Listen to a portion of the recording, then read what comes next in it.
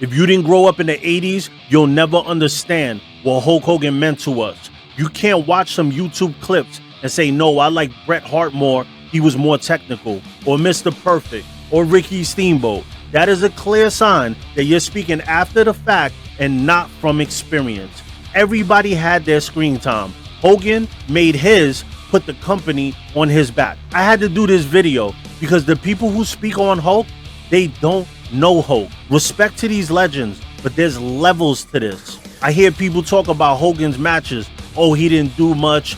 Hulk up, big boot, leg drop. There is not a backflip or a suicide dive in this world that will ever make one of these dudes Hulk Hogan level. And here's the proof.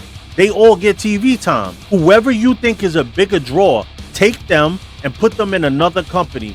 Tell me who that man is that will have WWE almost go out of business if you took him and put him somewhere else. I remember the first time I ever saw Hulk Hogan. I was 4 years old. I had never seen or heard of wrestling in my life. I looked at the TV and I seen this larger than life figure, but I remember seeing this blonde haired white guy with the biggest arms I've ever seen. I asked my mom, why are they fighting in their underwears? She looked at me, laughed, and explained, and then told me this is Hulk Hogan. He was being pummeled by a guy named Dr. Death Stephen Williams. He took the title, put it around his waist backwards, and slammed Hulk's head on it. I was hooked from there. It was Hulk Hogan all throughout the 80s and throughout life. And then shortly after, WrestleMania 1 came. If you grew up in the 80s, Mr. T was one of my favorite characters on the A-Team. So now you take my hero, team him up with one of my favorite characters on TV, and then you put them against Roddy Piper, who I just saw smash a watermelon on Jimmy Superfly Snooker's head, and Mr. Wonderful Paul Orndorff, along with Cowboy Bob Orton, Randy Orton's pops. All of this was new. This was the first WrestleMania, and what people don't know, it stems from Hulkamania. People don't understand. Vince McMahon built this as the Hulk Hogan show. He was the main character. So when people say he didn't want to put people over, if you're Jerry Seinfeld and they're telling you someone else needs to be the main character on Seinfeld, you're gonna resist. Put yourself in someone else's shoes. But don't listen to me. I don't know nothing. I just watched this shit my entire life. You try to take Hulk Hogan from WrestleMania 1 and put whoever you think is so-called better than Hulk, and WWE does not exist. Ask Ric Flair, who is the other GOAT, who the GOAT is. Ask Vince McMahon. He himself said he put every dime he had into WrestleMania 1. Without Hulk headlining, he goes out of business. He's on record saying Hulk is the greatest of all time. I asked people a couple of weeks ago, I was seeing all these Mount Rushmores. I'm like, why do you have a Mount Rushmore without Hulk on it? He's the first building block. Without Hulk, you have nothing to carve because there would be no mountain. Ask Vince if he had someone else in the company he'd rather put up against King Kong Bundy in WrestleMania 2 in the main event. Hulk Hogan was so big, all you needed was Hulk versus blank, and WrestleMania felt like the Super Bowl. This is facts. Ask Vince if there was someone else out there he'd rather had go against 7'5" Andre the Giant in WrestleMania 3 and see how many people would have showed up. I hear these dirt sheet writers with their odd takes on history, and they talk about the Macho Man Randy Savage Ricky Steamboat fight, which is a classic, like it made the Hogan Andre fight look bad. I was there. Nobody was talking about no fucking Ricky Steamboat. It was Hulk Hogan slammed a 500-pound, 7-foot giant. Facts of life. Sports Illustrated, New York Times, every media possible. It was Hulk Hogan, Andre the Giant. Yes, that match was awesome, but it was nothing compared to the Andre Hogan main event. Andre and Hogan sold the show, and it was the reason for the success. I love Macho, but him versus Steamboat is a mid-card match. These dudes is haters and frauds. You're listening to people that are looking at wrestling through a revisionist history. People that made Hulk out to be a liar because he got older and didn't remember details about everything he's talking about. Everybody does that shit. Who remembers every detail of everything that happened 40 years ago? Did he make mistakes? Yes. But are the people that are telling you this, are they perfect? No. They listen to shoot interviews of Bret Hart, one of the most disgruntled wrestlers of all time, saying Hogan never put him over. Bret Hart went to WCW in his prime. He had all the cachet. He did not move the needle. That's why he's disgruntled, because he will never be a Hulk Hogan. He's a legend, but people hear these shoots and act like Hogan had to lower his stock to lose to a B player. The same people who say that are the same ones that were doing Mount Rushmores without Hogan on it, which makes their opinion null and void. And now that he's gone, they're like, oh, he had issues, but he's the greatest of all time because he passed. They're fucking liars, haters, and frauds that can't keep it real. He was the GOAT before they admitted it. He never needed their fucking approval. But this generation now, I get, they know nothing about Hogan. They grew up on John Cena, who came up 30 years later. So to them, Cena is that guy that they seen when they were 4 years old. I get it. But to act like you know him because you watch some old clips, you don't know him. And you will never understand his impact. He was the 80s. And for someone like me personally, Hulk Hogan was like a father figure. I'll explain. I'm from the Bronx. My father got caught up in the 80s. Crack stole his soul, and he ended up in prison. He went away when I was 4, and I didn't see him again till I was 28. My mother remarried, and my stepfather would pull that belt out for anything, to the point where I had to be taken out of the home and go live with my grandmother 4 times. RIP to my grandmother. There would be times that I was bruised up, and I would see Hulk Hogan on the TV, and I would say to myself, man, if Hulk was here, he would give him the big boot and the leg drop for hurting a kid. That's what Hulk meant to me. So when people talk bad about him, understand there's people that love this dude. We talk WrestleMania 1, 2, 3. Let's talk 4. Macho Man got the ball. Macho Man, I love Macho. Macho is my second favorite wrestler of all time. He's actually like, if I did a personal Mount Rushmore, Macho Man is number 2 on my Mount Rushmore. Not like of greatest of all time, but my favorite of all time. RIP Macho Man. He had the ball for a year. Ever heard of the Mega Powers? Hulk Hogan being involved with Macho Man made it bigger and made it not feel mid-card. Here's the proof. WrestleMania 4 buy rate, 485,000. WrestleMania 5, 767,000. The Mega Powers Explode was the first real heel turn. Randy turning on Hogan because he felt he was too close to his wife, Miss Elizabeth, and he popped off on Hulk. Don't mess with wifey. Dig it? And they tore down the house. For me personally, the Mega Powers is my favorite tag team of all time. It was fun to see my 2 favorite wrestlers get together. One of the greatest WrestleManias of all time, WrestleMania 5. Then we have the worst WrestleMania of all time, in my opinion. The man I will always hate. The Ultimate Warrior defeats my role model. That day, seeing Hogan get pinned, we were so deflated and destroyed. I remember my 2 friends who were brothers, Mikey and Brian, and my cousin Raul were there watching with me. And when Ultimate Warrior won, Brian cheered. We beat the shit out of him. Then came the Ultimate Warrior era that I hated. It ruined WWE.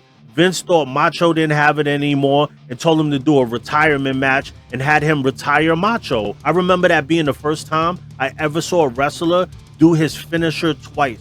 Macho Man hit him with the big elbow twice, and Warrior kicked out and pinned him, ended his WWE career.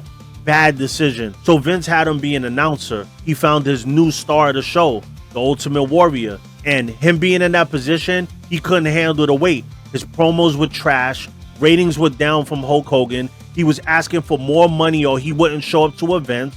So Vince paid him so he could show up and then fired his ass. So then he had Sergeant Slaughter take it from him. Why? Because Vince wanted Sergeant Slaughter versus Hulk Hogan for WrestleMania 7. Tensions in the Middle East were high, and Vince had him team up with Colonel Mustafa and Iron Sheik. People hated them. They actually threatened their lives many times. There was a bit where Vince McMahon wanted Sergeant Slaughter to burn the American flag, and he refused, but he burned the Hulkamania t-shirt.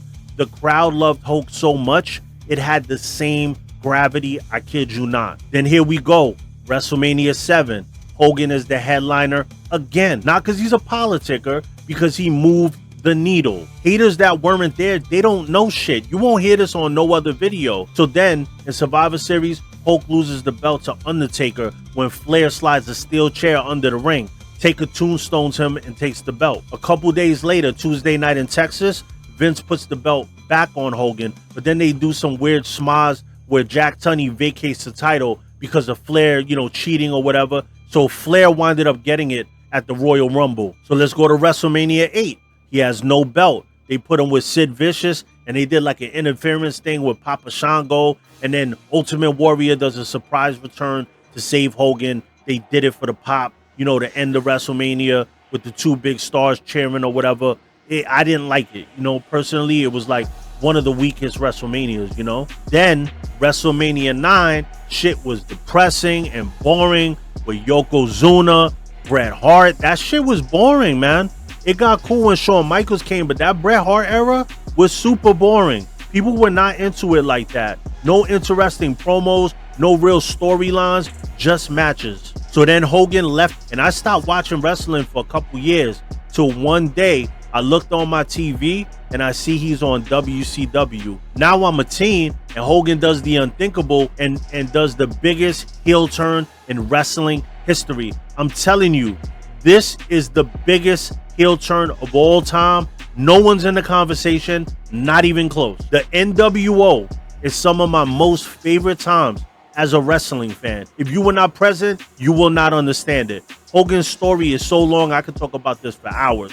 Everything I talked about was just the golden era. The NWO era was even better. Let's talk about more innovation. Spraying the NWO black ink on the world title. Come on, man. Hogan is the guy. Then he did it with the Red and the Wolfpack. Who does shit like that? Only Hulk Hogan. He's always the first. Then came John Cena, spinner belts, and the ugly Jeff Hardy one. And I see people online saying the NWO was kind of corny looking back on it. But they think the Bullet Club is cool, and they're too sweetened like they're the NWO and looking like the most gym-deprived NWO I ever seen. Man, Hulk, Kevin Nash, Scott Hall? Come on, man. These dudes were giants. Smack from URL always says, follow the innovators, not the imitators. I'll be honest with y'all, I only watched Nitro at the time. The only one I liked on WWE was Shawn Michaels.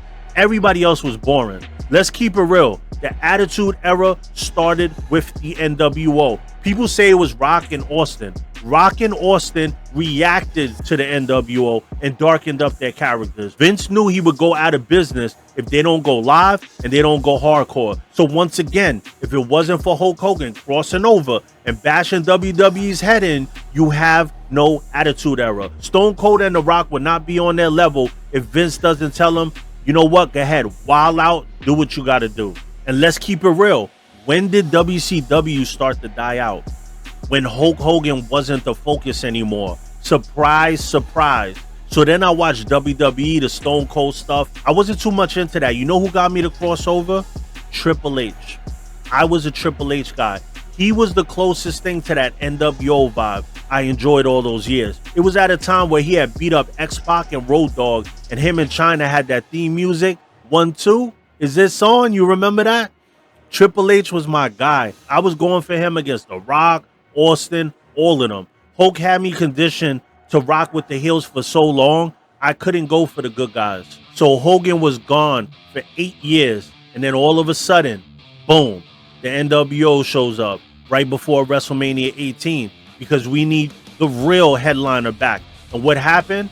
Him and Rock had one of the greatest WrestleMania matches of all time. Rock was the good guy and got booed out the building, and Vince just had to turn Hulk face because the crowd was just too behind him and he didn't want him to ruin the stars he built. So once again, Hulk Hogan outshines the whole fucking show. Then WrestleMania 19, Hulk Hogan versus Vince McMahon, straight up bloodbath. How many WrestleManias is that, y'all? Who has this resume? What are we talking about here? You want to talk about scandals? You're a pussy. You ain't never do nothing wrong. You ain't never said some dumb shit. You want to talk about him getting booed in LA? He got booed because he backed Trump. That's the reason why he got booed. You want to know why that's a fact? Because before that, they weren't booing him. Don't be a bot or listen to bots. RIP Hulk Hogan, the greatest of all time. Hulkamania will live forever. NWO for life. God bless his soul. Love you, Hulk, and everything you did throughout the years, the entertainment, the emotions that you brought out of me as a kid, the fun times that I had as a teen. You are the GOAT. I'm Sos the Ghost. This is Ghost World Order. Like, subscribe, and comment.